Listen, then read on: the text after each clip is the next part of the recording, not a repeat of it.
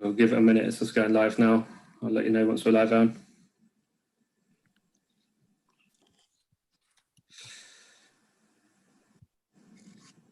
Cool, and we are live. So let's take over, mate. Okay. Just like give it like 30 seconds to sort of catch up with everyone on YouTube. I don't know what the situation is, and yeah. Hello, everyone. If you're about, welcome to. Should we? I mean, do you want to just kick off? Should we just kick straight off? Yeah, kick straight off, mate.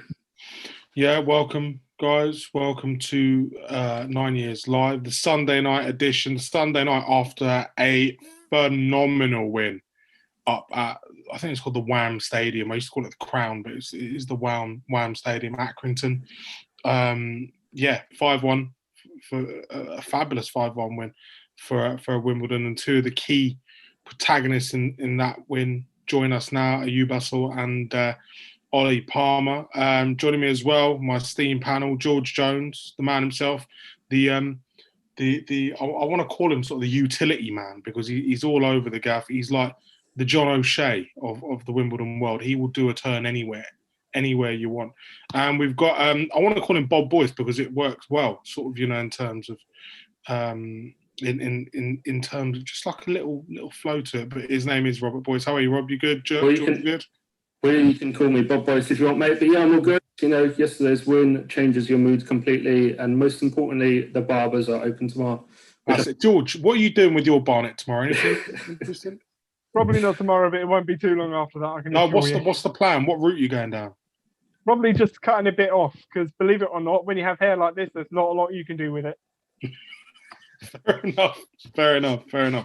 It'd be good to welcome our guests on. Ayoub, Assal, of course, famed of the Wimbledon Academies, come through and performed extraordinarily well. He's a star in yesterday's show, and of course, the man himself, Ollie Palmer, joins us as well. Gents, how are you? Can you hear us both?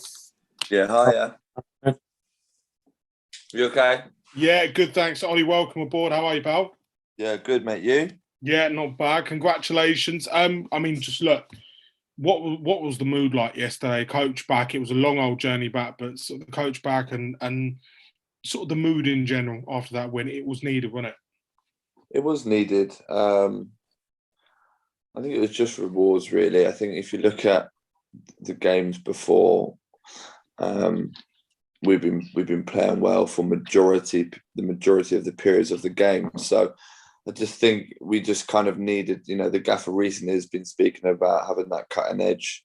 That might mean final shot, it might mean final cross, it might mean a final through ball, it might mean just that speediness of thought, just something, which is what we've been working on all week. And we all knew once it did click, we were going to punish someone.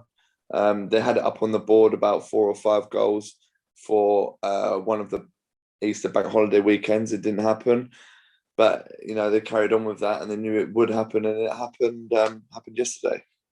You were the creator, and you got 2 as well. I mean, look, you're a forward. All you want to do is score, but I mean, creating is good as well, isn't it? Yeah, no, of course. Don't get me wrong. I wouldn't swap either of my goals for the assist, but I was probably more. I get enjoyment out of crossing the ball. I actually enjoy crossing the ball. I've had a few assists like that in the past for Crawley and Luton, to think of a few. So I enjoy it. But yeah, obviously as a forward, you want to score goals, and that's what I try to do. I normally find myself in the right positions. Nothing too special. You find me inside the 6-yard box somewhere. Ollie, talk to me about this young man up here, Ayoub Assal. I mean, so much talked about him, and what a performance yesterday. What was it like playing on the pitch with someone who effectively is a relative unknown in the Football League? Yeah, I mean, it always helps when people are hitting 50-yard zingers onto your head 5 yards out. That helps. But no, all jokes aside, he's such a good talent. He's hardworking. He's confident. I said in an interview yesterday, I clashed with him in one of my first few weeks of training because we just clashed. It happens in training. You have arguments with people. You have opinions, but he's a young lad who's confident. He speaks his mind, and he's brave. He wants to get on the ball. He will play how he trains. Some players at his age, they come out on the training ground, they look good. Put them in a game scenario. I've seen this hundreds of times, and they go in their shells. That's not it's not a dig at other players that I've played with or anyone else. It's normal. They're young, but Ayoub's been able to have that mentality to be able to bring it into games.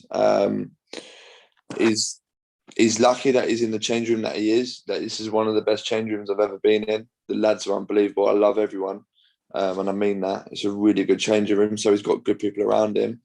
So he's lucky in that respect, and people want to help him. And more importantly, Ayoub wants to learn. When you tell him something, he listens. And it's the same with Rudy. Rudy's really been working on his second ball game. I've been on him. I've said, winning your headers, winning your second balls, and everyone else has said this to him, is more important than what we all know you can do on the ball. So when they're improving on the other side of things, which is massively important in the game, make them much better players, and they'll have really bright futures. Ayoub, talk to me about the dressing room. Talk to me about being involved with that group of players that Ollie's talking about. Real together, good group. Like Ollie said, as a young player coming into the first team, you want the senior lads to welcome you in, be there for you when you need it. And to be fair, all the players have done that. They've helped me from the beginning, and it's made it easier for me to settle in and just do my thing on the pitch. And in terms of the atmosphere yesterday, what was it like? I mean, that must have been a real buzz to being a part of. Yeah, definitely. It was a great atmosphere after the game, celebrations and that. But we got a game again on Tuesday. We have to go again, get another win. So yeah. And what about that pass? I mean, look, let's be fair. For you in the Football League, when a team sees your name on a team sheet, they're going to think, right, unless we know, sort of non-league in terms of your loan spells and stuff, you are a complete unknown quantity. You could go out there and pull off those 50-yard passes because, let's be fair, the opposition don't know that you're going to do that. Am I right? Yeah, 100%. You're right in saying that. I'm still new. I've really had a couple of games, but I would say every game that I'm getting, I'm improving bit by bit. And that's the main thing. Do you feel comfortable with the players? Do you feel comfortable? Yeah, definitely. On and off the pitch, I would say. Not just on the pitch, but off the pitch as well. Like, I get along with everyone well. No issues. So, yeah, that helps as well. I mean, in terms of the influences in the dressing room, you've got players there with some real good sort of Football League pedigree. I mean, who you've been talking to? Have you lent on anyone? Have you spoken to anyone maybe for maybe not a bit of advice, but just To be fair, I can't really pinpoint one person. There's been a couple, Pigs, Woody, Ben, Will, everyone. To be honest, everyone's helped me coming in, so I can't pinpoint one player. What about the gaffer? What's it been like working under him? Someone you've known him for a long time, I'm guessing. It's Dad, Ayoub, okay? It's Dad. Yeah, I've worked with Robert before. So he knows me well. I know him well, and it helps having a manager that can trust you on the pitch. It helps big time. I know Ollie's taking the mick a bit, calling him Dad, but is that the kind of relationship he is to like the younger players? That he's so famed for it, but is that the relationship he offers them? That sort of fatherly uncle figure, someone who you can look up to and you can that will guide you in the right way. 100%. If something's wrong off the pitch, he's definitely a manager you could talk to. He can help you out, not just on the pitch. So if there's any issues outside the field, he can help you out, and that's important as well because at the end of the day, you're a human being, and anything can happen. Rob, let's go. Yeah, I've got a question for you regarding Robbo. Obviously, you worked with him as youth team manager. Has much changed since he's taken the reins as first team coach? Do you feel like he's changed his approach, or has he just transitioned through? Have you seen any changes from? I would say the philosophy, the way he is, everything's been the same. But obviously in a good way, He's kept true to the way he plays, the way he coaches. Yeah. And we have a question from Dominic Francis, which is, Ayoub, how do you feel about your first of many Man of the Match awards you'll be getting with Ivor Heller? So you're standing up on stage with Ivor. Okay, that's good. Right. Many more, hopefully many more. Hopefully. Ollie, just sort of going back to you, and you know the changes this club has seen over the past few months. Obviously, you come in under a different management regime, but what's it been like working under Mark? You know, we know he's a fantastic coach, but you know you've experienced a lot of management teams, a lot of coaches. What's this one been like? Yeah, different. I think everyone brings something different. I think the biggest thing about Robbo is he lets everyone have their own personality, which I think is massively important in the modern day game. Some of us older lads are probably slightly more energetic and immature than some of the younger lads, and we like to have a bit of a laugh. Me and Alex Woodyard at the away game on Friday night, come out of the hotel's kitchen, kitted out in chef's gear, started serving the directors and the manager their drinks. So, you know, he lets everyone have a personality, and he wants people to bring that out onto the training pitch. And I completely agree with that's how you get the best out of people. Reminds me of a manager called Lee Bradbury, who I probably had my best games under. Someone that just trusts in you, someone that fills you with confidence, someone that wants you to play the way that you play within how he wants the team to play. And that's how you get the best out of people of all ages, of all backgrounds, with all different experience. He wants everyone to have their inputs. And this is not just something I'm saying off the back of a clipboard. This is true. This is how he is. This is how he wants his players to be. He wants everyone to have a voice. And like you said, he's been brave. He's bled in a few young lads. He's obviously given Rudy good minutes. I know he had a few games before, but he obviously Ayoub, Will. I feel like when Will signed, I knew he was a good player. I played against him, and I've seen great things. But I knew I wasn't seeing the best of him. And under Robbo, I'm seeing the best of him. Someone I knew who had a huge talent. I just feel like he's getting the best out of him, and he's going to get the best out of everyone. There's been a lot of great performances under Robbo. So for me, it's been a breath of fresh air, really. I mean, you're one of the more senior members of the squad in terms of you're well travelled. You've been around the Football League. You've experienced different characters and people. So when you are bringing in people like Ayoub, who let's be fair, have played lower sort of, maybe non-league football and sort of youth team football, is that easy to bring the younger people in? Is it easier to sort of bring them in and sort of like look at them and go, right, I can put an arm around the shoulder and I can sort of help him through? Or is it difficult as a senior pro to just see, younger players coming in? It's only difficult when they don't want to learn, or they don't want to work hard, or they think they've cracked it because they played a couple of games. That's when it's difficult. If they want to learn, they want to train hard, they want to listen, then it's perfect. It's what you want. Youth enthusiasm mixed with experience, perfect concoction. I've been in other changing rooms where I came through the non-league system. I didn't play for a single professional club till I was 21, so I know how hard it is to go into a changing room and have people look down on you, not want to help you, other players in your position not wanting to help you because they're worried that a younger player's going to come in and take your shirt. It's not like that here. It's actually, I've said this, it's one of the best change rooms I've been in terms of personnel. Such a good group of boys. And I'm not saying I'm best friends with everyone, but it is a real good group of people. If I ever needed anything, I know I could call each and every single one of them if I needed them. Do you know what I mean? And I've also made a few best friends for life in that change rooms. It's a good changing room. And if I could if I could pick up and put my son in a changing room where I want him to go for it, it'd be Wimbledon right now, with the setup, with the characters that they've got in the building, without doubt. Saying that, also, sorry, just 1 minute, one question, George. Saying that, Ollie, the result yesterday, with, you know, sort of the changes that we've seen around the club in terms of Mark taking over and that dynamic in the changing room, was something like that coming? Something like that result? Was it just always coming? It was just when it all sort of came together. Yeah, it's just if you look at the form, guys, since Robbo came in, we're sitting mid-table and looking up.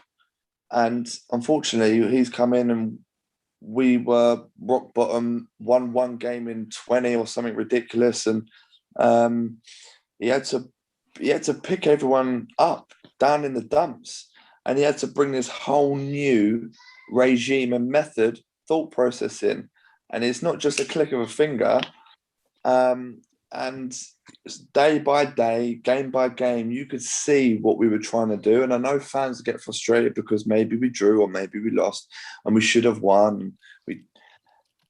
But it will click. And I'm not saying we're going to go and win every game to the end of the season, but we're doing it the right way. And it will have continuity. That's how you say it. And it's something for us to build on, and we would take that into Ipswich and to Swindon, and we would try and control the games and create chances and take the chances and win as many games. And I think how it is now is the best from what I've heard it's probably ever been. And if we can put the results on top of that, it'll be a cherry on the top. George, go on, mate. Yeah, just going back, you mentioned obviously the mood in the camp, how great morale is at the moment. How much has that improved since obviously Robbo was promoted, since Justin came in, since Steve Salis came in as mindset coach? How big a difference has that had on the morale and the mindset and the camaraderie between the players? Well, firstly, the morale's not that high. We're still in a relegation fight. No one's getting carried away. I'm not happy. I don't think the rest of my teammates are happy. We've won a game. That's it. There's so much more work to be done. There's 4 hard weeks. So, it's good that we won. It was needed more than anything. Another focus is on Ipswich, and it's good having people like Steve. Steve's a great guy. He knows a lot about psychology and the way the brain works, so he's helping people out. We brought in know him as Spa, but Andy, to you lot, set piece guy.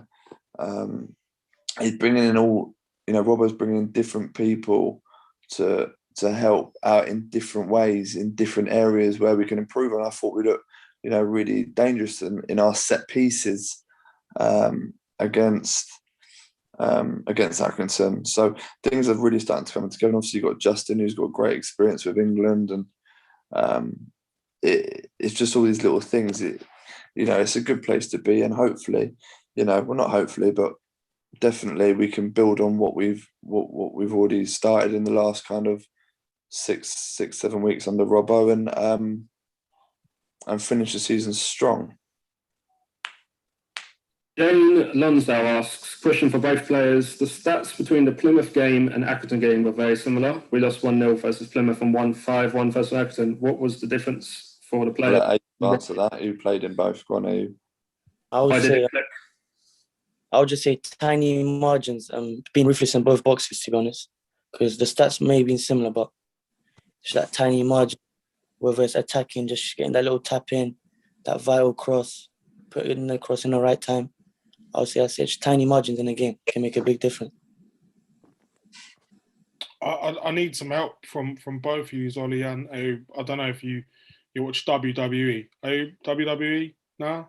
Used to watch it. I haven't watched it in a while. Yeah. Zach has asked, most important question, who's going to win WrestleMania tonight? Edge, Roman Reigns or Daniel Bryan?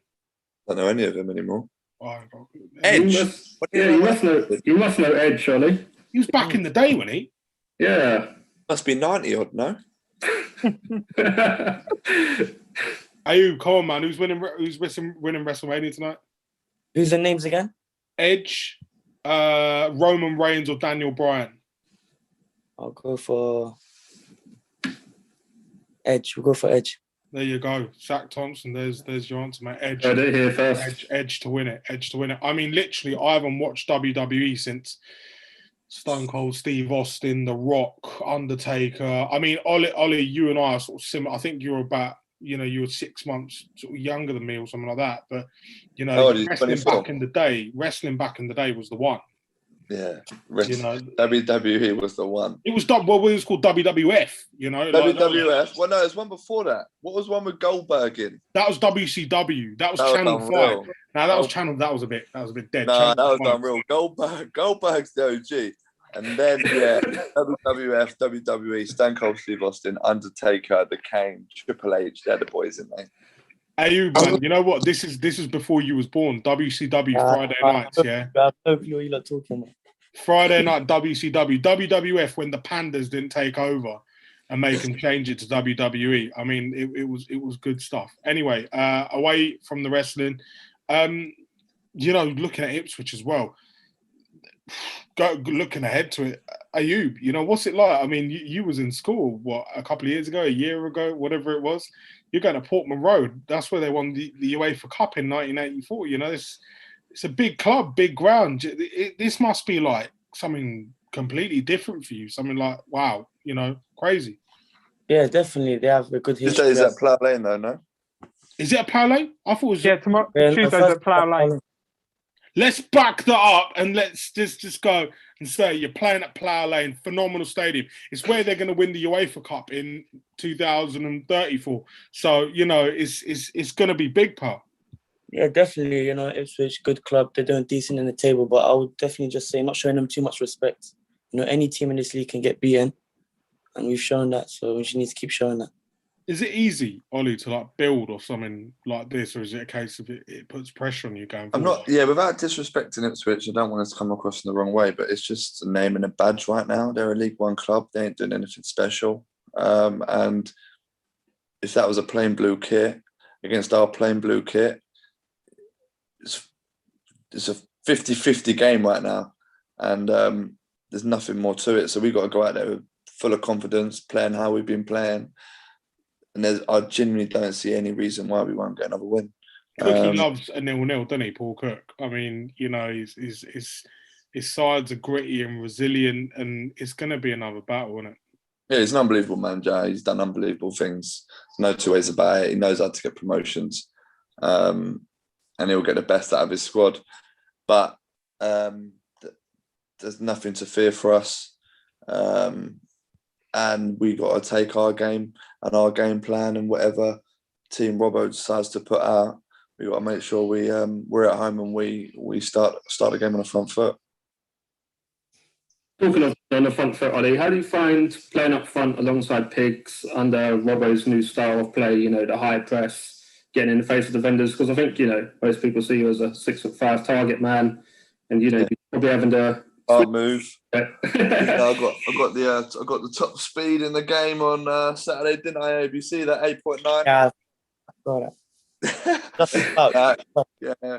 So it is what it is. People want to put you in a box. That's fine. But I played in high pressing teams. Luton was one. Luton and Lincoln come to mind. Nathan Jones and Danny Cowley, very highly intense managers. So it's good. It's how I'd rather play. It's definitely, the best form of defence is to attack and be on the front foot. So for me, it's it suits how I want to play. I like to run. I like to run hard, and I'd rather be trying to nick the ball in their defensive third than sitting deep on the edge of our box under pressure. So no, it works for me. I mean, Ollie, goals. Obviously, it's been a stop-start season for yourself. Like, goals have been hard to come by, But this must give you proper confidence to say, right, this is where we kick on, and you push on personally. Yeah, look, I don't want to slap a broken record. Everyone knows it's been a tough season for me. I've had an injury I've not been able to shake off. Something I've never had to deal with in my career before. So it's been hard. It's been set back. Kind of had it in my grasp and it's been pulled away from me. So it's been really hard, something that I've had to deal with, but is what it is. There's worse things going on in the world right now. and I'm just looking up now. Not saying I'm going to go and score in every single game to the end of the season, but I know I'll find myself in the right place at the right time. It's just whether I take the chance or not, and I've got to back myself to do that. And along with Ayoub and Rudy and Pigs and Ryan, we've got numbers in the box now. So like it did the other day, the ball's dropping the box, people are taking their chances. The goals chipping in all round. Hopefully you do go and score in all the games going on to the end of the season. That'd be really nice. Ayoub, what's international football been like for you? Under 20s with Morocco, like, you know, that must be something different for you as well. Up earlier in the season, you know, it's a very good experience. The style of play is completely different. You know, I went from pressing high press to sitting back in the mid block. You know, on the ball is completely different. It's more patience, slow build up play. But overall, it's a good experience, you know, to go play international, play against other international teams. I mean, there's been a lot of decent Moroccan footballers and one decent one in the Premier League at the moment in terms of Hakim Ziyech. Can you take a lot of sort of like comparisons from him? He's a real dynamic attacker. I know he hasn't had the best season as well with Chelsea, but, you know, good player. It's been a couple. I would even say Tarat's, what he done at QPR in the Championship a couple of seasons ago. You know, it was magical. Do you look at that? I mean, sort of build as well. I mean, like, you got a similar sort of build, like, you know, you could do something similar to him. Yeah, definitely. You can take bits from his game, you can take bits from other players' game and put it all into one. And that ultimately will help me in the end. So definitely, yeah. Brilliant stuff. George, Rob, any other questions? Yes, one of our listeners wants to know from Ayoub, what is your ambition in football? I would say to be the best player I can be. Be the best player I can be. And whether that takes me to the Prem, to the Champions League, whatever high level that takes me to. The Moroccan Messi, that's what we call him. And we have got a question for you as well, Ollie, from one of our listeners. It is, you have played for quite a few clubs. Is Wimbledon going to be your last?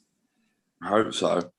I'd like to stay. I'd like to finish my career here if we can recruit well in the summer. Play the football that we've been playing in League One next season. I don't see any reason why we can't be up there. If you look at the games that we've been playing in under Robbo, I think it's fair to say we've controlled most of them, and we've been in every single game. So if we can build on that, we can be at the right end of the table next season. Brilliant stuff. George, anything from you, lad? Yeah, just one other question from a listener who wants to know who in the current squad is most likely to do a Vinnie Jones style crunching challenge. Between Dobbo and Woody, I think, or Will maybe. Will likes to tackle. I mean, I don't think that was quite the question, George. I know you're trying to be PG friendly here, mate, but you know, you can ask the real question if you want. Go on. Oh, do you mean like a little?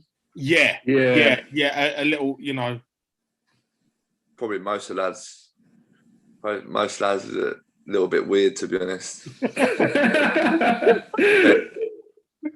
Who's the weirdest? Probably between Woody, me, Luke. Rudy's weird. Ayoub can be a bit weird. Chiz is weird. Corey. Ayoub, you weird? Nah. Yeah, the weirdo, man. There's so many weirdos in this change room, but I love them all. Fair play. George, Rob, anything else from you chaps? No, nothing else from me. No, Ollie, thank you, mate, for joining us. Really appreciate Ayoub as well. Thank you so much for joining us, pal. I really enjoyed it having you on. Thank you. No way. Take care. There you go. Ollie, thank you, guys. Ollie Russell with us on 9 Years Live this Sunday. Thanks, gents. Really appreciate it. Keep your sort of questions sort of flying in, your questions coming in, your comments off of yesterday's performance as well. Obviously, it finished Accrington Stanley 1, Wimbledon 5. You know what, chaps? I've got to say, mate, goals all over the shop yesterday in the Football League. Jeez, what an afternoon, man. I mean, like everywhere you look, there was goals, left, right, and centre. What a set of leagues. Oof. It was also, I think, one of the main things that I haven't seen mentioned in so many places is yesterday just how many away wins there were across the Football League divisions. It was bizarrely high. and obviously adding us scoring 5 away from home in a league game for the first time since Tamworth in February 2011. It's been a long time since we did that. So it's one of those things where I think the lack of fans is making away wins more likely and making games more high scoring. And it was a bizarre day across the leagues, across every league over the last couple of days. I think it has to be said.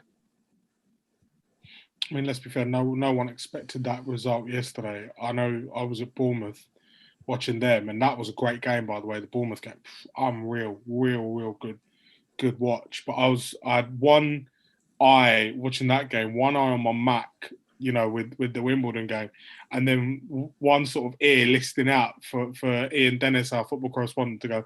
Like when he went Wimbledon and gone 1 down, I was like, do you know what I'm gonna do? I'm gonna try and find it on our sort of recording rot. You can hear me just going, for fuck's sake, what you did, just swearing. And then it's like 1-1. I'm like, yes, get in, and then you just hear it. And it was brilliant. It was absolutely brilliant. What was the afternoon like for you chaps watching it?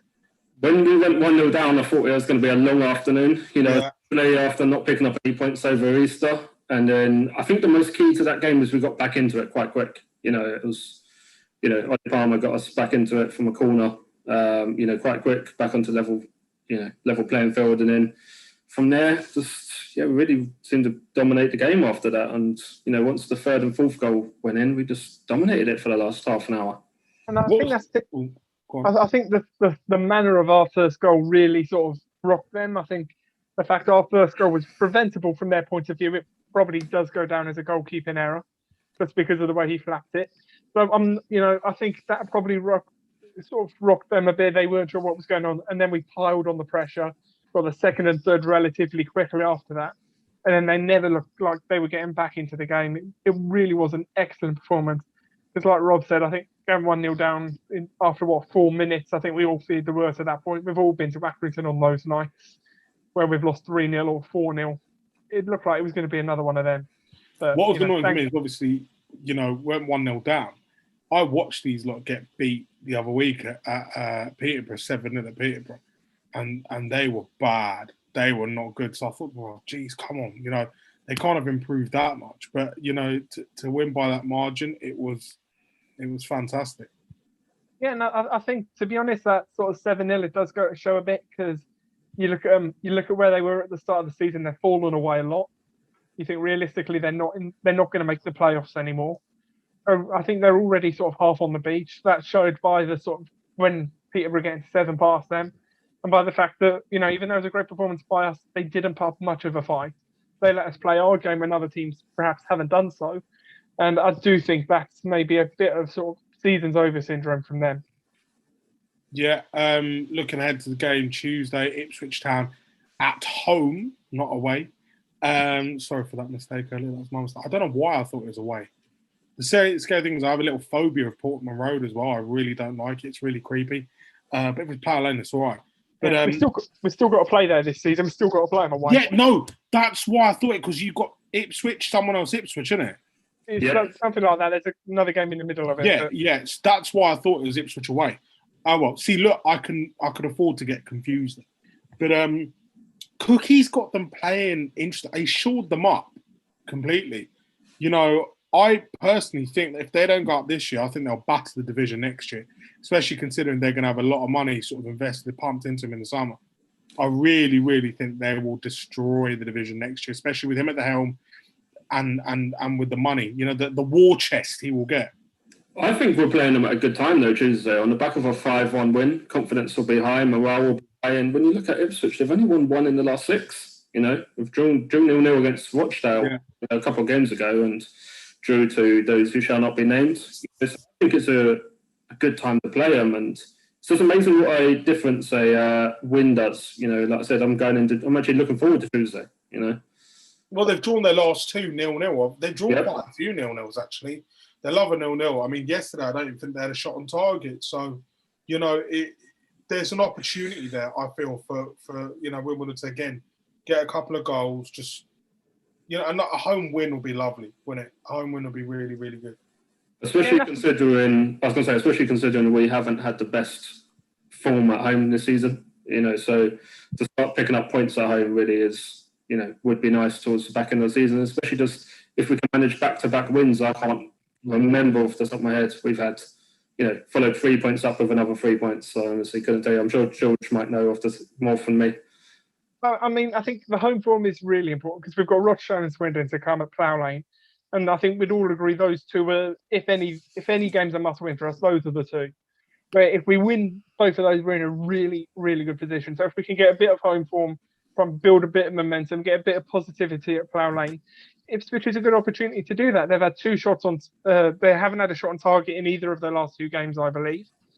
And they're a side that. We lost George. Oh, he's frozen. That's funny for that. He's frozen. That's a great. I was like, what?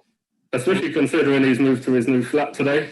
I'm going to screenshot London, and he's still on. I'm going to screenshot that. That's an actual screenshot that we've already done.